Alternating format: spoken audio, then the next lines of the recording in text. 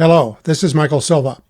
In this episode, we are going to talk about making sales calls using video conferencing platforms such as Google Meet, Microsoft Teams, and Zoom.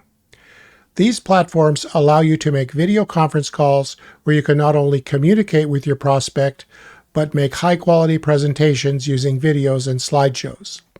The use of video conferencing platforms became commonplace during the pandemic of 2020 and are now a widely accepted means of business communications. When conducting a sales call using video conferencing, the following is recommended. Number 1, follow the same guidelines that were suggested for making in-person sales calls as discussed in episode number 41. This includes dressing appropriately and acting professionally.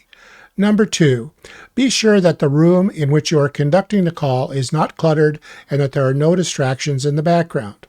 Some platforms offer features that allow you to block out the background or use an artificial background, but some of these produce less than desirable results.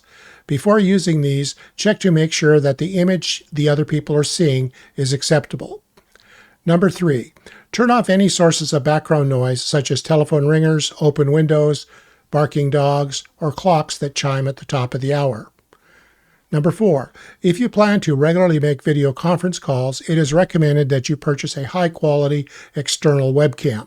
These provide much better results than the camera that is built into most computers. Number 5, if your natural lighting is not good, consider the use of supplemental lighting, such as a light ring placed just above your webcam. Number 6, use headphones with a built-in microphone or a dedicated microphone for better sound quality. Number 7, notify anyone else in your office or home in advance before you begin your call to make sure that you are not accidentally interrupted. Many potential clients will want to use a video conferencing platform of their choice rather than the one that you might normally use. For example, I prefer to use Zoom, but many of my clients prefer to use Microsoft Teams or Google Meet. If the chosen platform is not one that you are accustomed to, take the time in advance of your call to get familiar with it, making sure that your video and audio settings are correct. Get acquainted with the various features, such as how to mute and unmute, how to raise your hand, and other such basic functions. It is recommended that you join the call at least 5 minutes in advance to confirm that you are using the right link and that you have a good internet connection.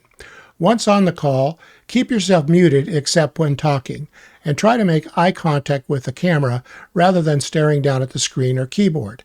This is not always intuitive and requires a little practice. While others are talking, look at the camera and listen to what they are saying. You should not be checking your phone or email while on a call. Stay fully engaged just as if you were in the room with the other participants. Video conferencing is a great way to conduct sales calls when it is not cost-effective to meet in person with a prospect. However, as useful as video conferencing is, I still consider it to be less effective than an in-person sales call. There is nothing like making actual person-to-person contact with a prospect. For these reasons, I would always choose an in-person visit over a video conference call whenever possible.